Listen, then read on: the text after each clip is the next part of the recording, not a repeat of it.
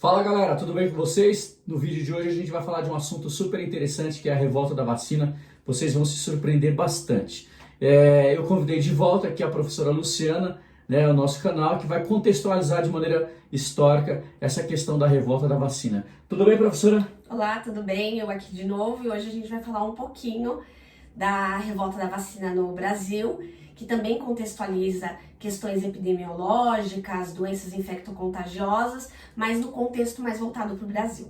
Maravilha! Fica ligado aí que você vai gostar muito.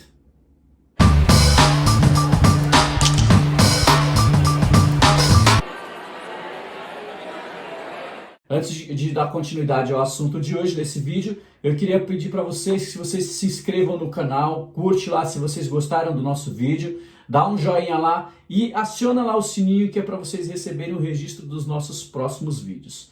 Ok? Beleza? Professora, fala para a gente, dentro do contexto histórico, um pouco sobre a questão da revolta da vacina. Então, a revolta da vacina vai acontecer no Brasil, na cidade do Rio de Janeiro, no começo do século XX. O mundo estava passando por um processo de transformações por conta da segunda revolução industrial. A gente estava vivendo um grande avanço científico, tecnológico, e todos os grandes centros urbanos estavam fazendo um processo de reurbanização. A França, em 1870, fez a sua grande reurbanização, fez a reurbanização parisiense, que ficou conhecida pelos seus grandes bulevares, as suas praças, os seus monumentos. E todas as grandes avenidas, Isso. E todas as cidades do mundo pegaram, carona e que também queriam fazer essas reurbanizações nas suas cidades, Aqui no Brasil, as grandes cidades capitais vão passar por esse processo e o Rio de Janeiro, sendo a capital, vai ser a cidade que vai estar mais em evidência.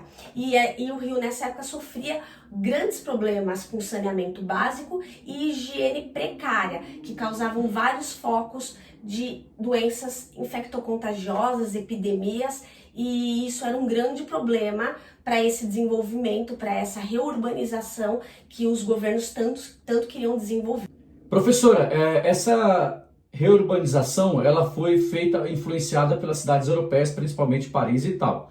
Mas lá, as cidades já tinham uma estrutura mínima, para toda essa questão do saneamento básico e tal. Como era tudo isso aqui no Rio de Janeiro? Conta um pouco para a gente como funcionava, operacionava essa questão toda da limpeza. Não só no Rio de Janeiro, mas em todas as cidades do Brasil, quem fazia o recolhimento da produção do lixo humano eram os escravos, E no caso das fezes, da urina, as pessoas elas não tinham banheiros dentro de casa, então elas faziam penicos, e esses penicos, a sujeira era jogada dentro de um barril, de um tonel.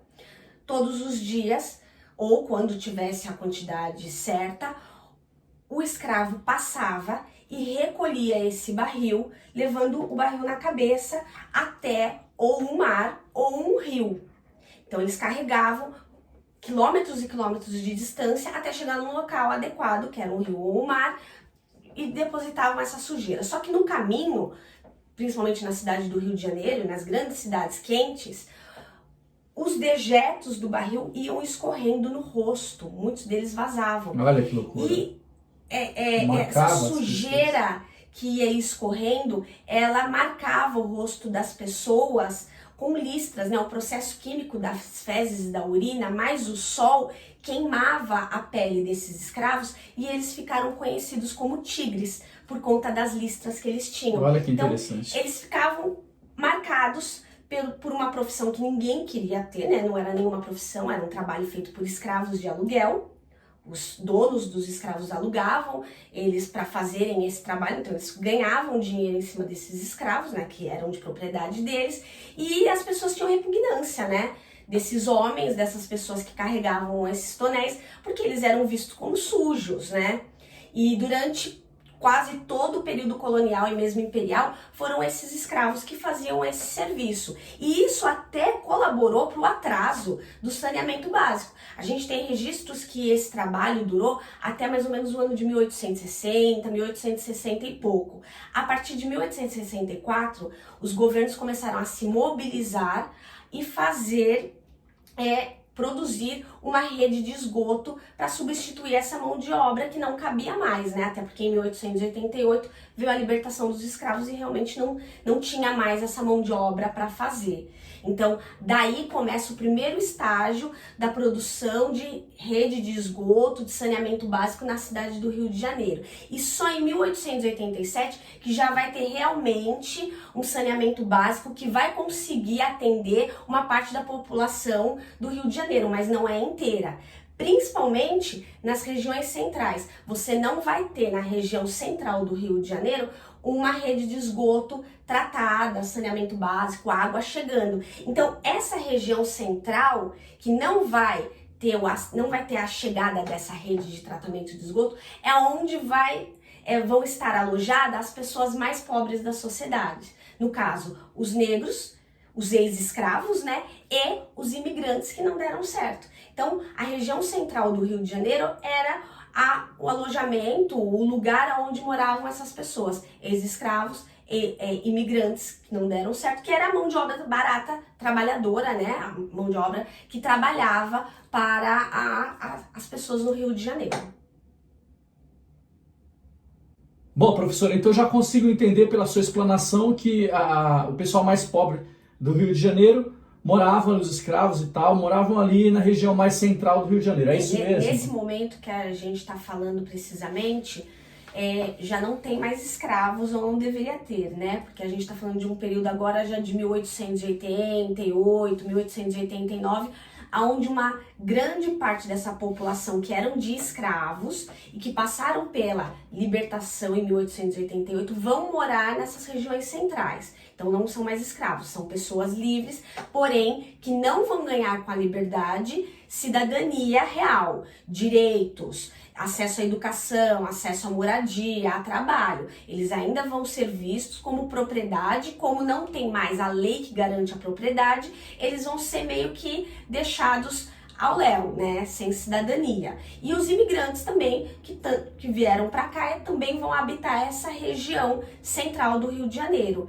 em habitações coletivas. Então aí já vai começar então uma formação de alguns cortiços e tal. Isso, tinham grandes palacetes onde eles faziam os cortiços, né? E essas habitações eram habitadas por várias famílias juntas que faziam separações do jeito que dava, né? Então, e por conta disso, não ter saneamento básico, sem esgoto tratado, sem abastecimento de água, essa região central da cidade do Rio de Janeiro vai virar um foco de epidemia.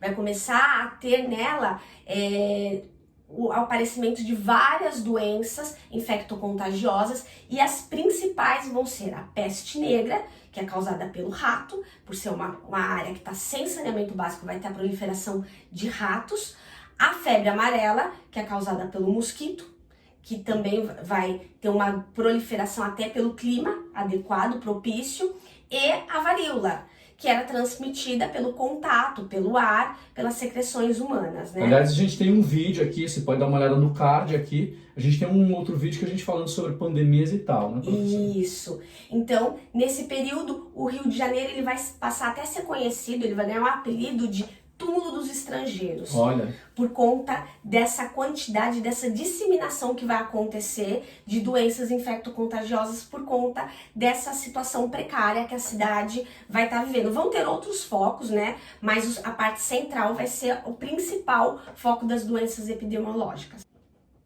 Bom, diante desse cenário, né, trágico que o Rio de Janeiro estava vivendo, o presidente Rodrigues Alves, ele autoriza o prefeito Pereira Passos, que era um engenheiro, a pôr em prática o projeto de reurbanização da cidade, né? E aí esse projeto ele tinha 3 linhas principais de frente: a modernização do porto, a reforma urbana e ao desenvolvimento do saneamento básico. Esses 2 últimos, né, a reforma urbana e o saneamento básico, era um projeto unificado, o qual eles vão colocar o sanitarista Oswaldo Cruz para ser o ministro da Saúde da época, né? Não era esse nome, o cargo, mas é o que equivale nos dias de hoje o ministro da Saúde. E aí ele vai criar uma brigada de agentes, que vai ser conhecido como mata-mosquitos, mata-ratos, porque essa brigada de agentes, eles vão ser pessoas, um grupo de pessoas que vão sair com a ajuda de policiamento, né, com a ajuda policial, vão entrar nas casas e vão começar a fazer um processo de rastrear, de vasculhar as casas e achar focos de disseminação de epidemias. Então eles vão vasculhar jardins, telhados, ralos, caixa d'água, água parada. Eles vão entrar nas casas para achar esses focos. Só que como que se entrava nessas casas? Muitas vezes sem autorização das pessoas. Quer dizer, o conflito já está meio que colocado. Isso. As pessoas saíam para trabalhar, o agente sanitarista, né, ele vinha junto com o policial e ele invadia a casa, bagunçava, mexia em toda a casa, dentro, fora, quintal, o que tivesse, eles vasculhavam, faziam a higienização necessária. Quando eles achavam que era preciso, eles faziam um pedido na prefeitura de demolição da casa, do prédio, do que fosse, sem nenhuma autorização. Uma arbitrariedade, né? Prévia das pessoas, e as pessoas, elas se sentiam, né, invadidas, isso que elas, esse sentimento que começou a brotar nelas, um sentimento de invasão, porque eles entravam sem autorização, mexiam em tudo, vasculhavam tudo para achar os focos de ratos, de mosquitos, água parada, tudo que pudesse causar as doenças, e se fosse necessário, mandavam demolir a casa. Então, muitas vezes tem histórias das pessoas chegando do trabalho e a casa ter sido demolida. Ou avisarem, olha, tua casa está sendo demolida, as pessoas saírem correndo dos seus trabalhos e chegarem do trator, já está passando por cima de tudo. Só que não houve, por parte do governo, um plano de moradia para essas pessoas que foram desalojadas. Não houve, por parte do governo, uma indenização, um plano de habitação para essas pessoas, e elas vão ficar desamparadas. E aí, com esse desamparo, que foram desalojadas, elas vão ser obrigadas a procurarem outros lugares. Os outros lugares já estão ocupados, então elas vão começar a ir para a periferia, e a periferia do Rio é o morro. Então a gente vai começar a ter a construção das favelas nos morros do Rio de Janeiro. Professora, então, do ponto de vista social, essa reurbanização ela já começou atingindo de baixo a população mais pobre, Ela né? foi feita de cima para baixo e não se pensou na população mais pobre. A intenção era simplesmente tirá-las do centro do Rio de Janeiro em nome de uma reurbanização, de um embelezamento da cidade em moldes franceses, né? Com uma aparência afrancesada. É diferente de Paris, que Paris, quando fez a reurbanização, projetou prédios de até 6 andares de altura, né? Para poder visualizar tudo, mas eles conseguiram cercar a cidade de um projeto onde as periferias seriam menos atingidas. Exatamente, né? Tinha um plano, no caso das grandes avenidas parisienses, houve um plano para desalojar aquelas pessoas e darem uma outra opção, elas não ficaram desamparadas, né? A gente tem registros que foram demolidos mais de 600 prédios, mais de 600 cortiços foram demolidos, aos modos que eu falei. Tinha gente que chegava e mal conseguia tirar a roupa do meio dos destroços. 600 cortiços, professora, né? Se você analisar uma quantidade, sei lá, quantas pessoas que moravam, muita gente. Eram muitas pessoas e a gente tem relatos de famílias inteiras. Lembrando que a família nessa época era um núcleo muito maior do que é hoje, as pessoas tinham muito mais filhos do que tem hoje. Então a gente tem uma grande quantidade de pessoas que ficaram desamparadas. Em nome do quê? Da construção da Avenida Central, dos palacetes que a gente encontra no centro da cidade do Rio de Janeiro, os grandes jardins, os monumentos, as praças, que são coisas importantes. É necessário ter tudo isso numa cidade, mas você não pode colocar isso à frente das pessoas, à frente da população, né? Acho que a grande crítica não é você reurbanizar a cidade, né? Principalmente uma cidade tão linda quanto o Rio de Janeiro, né? Sempre foi linda. Sempre foi linda, uma cidade muito bonita. Agora, a crítica é como essa reurbanização ela é feita, Não né? a reurbanização não pode estar na frente das pessoas, A né? reurbanização, A cidade é para as pessoas. Exatamente. O conceito de urbanização em Paris, por exemplo, é o seguinte: a cidade ela é feita para as pessoas, não as pessoas para a cidade. Então, do ponto de vista dessa loucura toda, você não pode fazer uma reurbanização excluindo as pessoas. Exatamente. Essa é a Ou favorecendo um grupo e desfavorecendo o outro. E foi isso que aconteceu aqui no Brasil. Se favoreceu um grupo, que era a elite, que eram os brancos, e desfavoreceu os ex-escravos, os imigrantes, que também faziam parte dessa população, né? E para piorar, eles estavam fazendo a higienização, a limpeza, a reurbanização para acabar também com os focos de ratos, mosquitos, por conta da febre amarela e a peste bubônica. Só que a varíola ela se transmitia pelo ar, pelo contato. Então, em 31 de outubro de 1904, o sanitarista Oswaldo Cruz, ele vai pedir para ser feito um decreto, né? Esse decreto vai ser autorizado, onde obrigava a vacinação para prevenir e erradicar a varíola no Rio de Janeiro, que também era um problema gravíssimo, um problema sanitário grave no Rio de Janeiro. Só que imagina como que as pessoas vão se sentir nesse momento. Elas estão fragilizadas, passando por um processo de, não era só uma higienização material, era uma higienização social, né? Claramente, né? Então, como que a vacina vai ser recebida por essa população fragilizada, desalojada, desamparada? Como um extermínio. É mais uma maneira que o governo ele está criando para exterminar a população mais pobre. É uma higienização mesmo social. Vamos limpar o Rio de Janeiro, o centro do Rio de Janeiro, daqueles que não favorecem, que deixam a cidade feia. No caso, negros, pobres, imigrantes. É uma grande loucura, professora. A gente também vai ter a oposição do grupo dos monarquistas, que eram contra a república e a favor da volta da monarquia como sistema de governo do país. E também tem aqueles grupos que vão ser realmente contra a maneira com que o Rodrigues Alves e o prefeito Pereira Passos vão conduzir essas reformas no Rio de Janeiro, né? Essa oposição vai se aproveitar de tudo isso, de toda essa fragilidade social que está acontecendo, e eles vão divulgar, vão colocar em xeque se a vacina realmente era para prevenir a doença ou se era mais uma maneira que o governo estava usando para exterminar, para higienizar a sociedade, né? Então, vai ser noticiado de que uma mulher, depois de ter tomado a vacina, veio a óbito. Poxa. E no óbito dela vai ser registrado que a causa da morte foi a reação à vacina da varíola. Aí legitimou o discurso de que a vacina não é uma coisa para trazer a cura, né? Exatamente. E aí vai ser um estopim que vai gerar uma das maiores revoltas que o Brasil já viveu, a maior revolta urbana, que é a revolta da vacina, que vão ser... Uma revolta dessa na capital, né, professora? Que a revolta em outros lugares do Brasil são importantes, tudo bem. Mas não tem a mesma visibilidade. Mas a visibilidade e o peso político de uma revolta na capital, ali de frente para a autoridade, é complicado, né? Exatamente. Então, ela vai ser o estopim, ela vai durar do dia 10 de novembro até o dia 16 de novembro, que é quando o presidente, ele anula, né, ele suspende a obrigatoriedade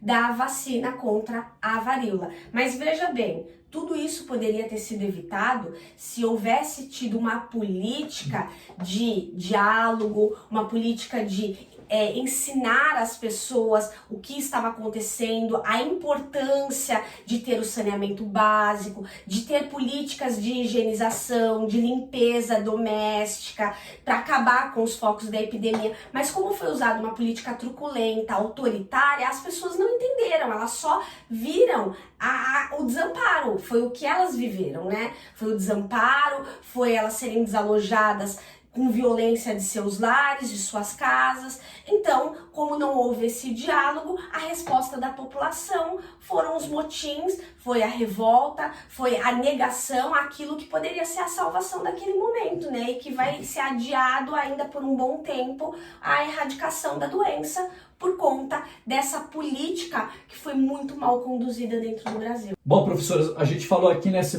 comentou sobre a necessidade do diálogo e tal, das autoridades com a sociedade, mas aí também a gente tem que fazer uma análise da seguinte questão: a gente está vivendo um momento democrático, um sentimento democrático e tal, talvez não existisse naquele momento. Então, de repente, será que não era um projeto deles mesmo, né, de passar por cima de tudo?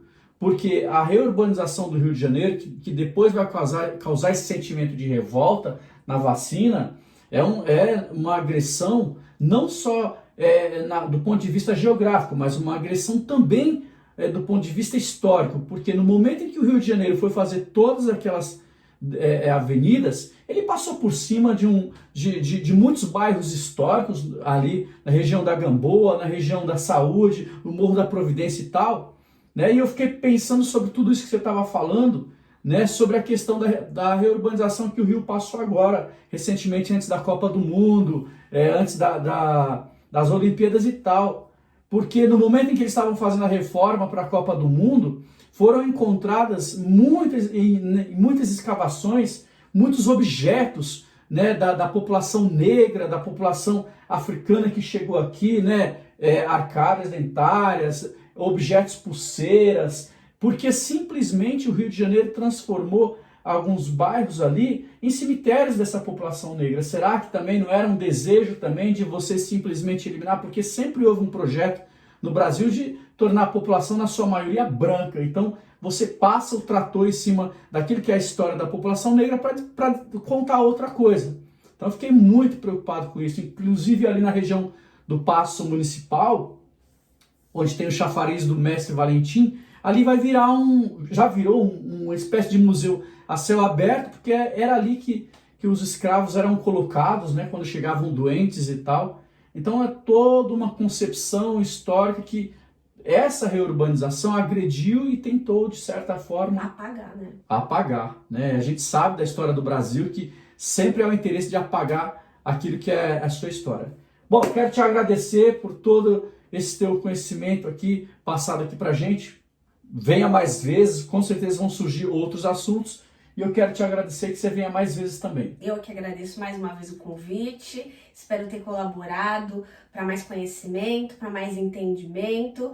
E espero que fiquem todos bem. Até uma próxima. Obrigado, professora. Bom, galera, não esquece, se inscreve aí no canal. Se você gostou desse vídeo, curte, aciona o sininho e a gente se encontra no próximo vídeo. Um abraço. Tchau, tchau.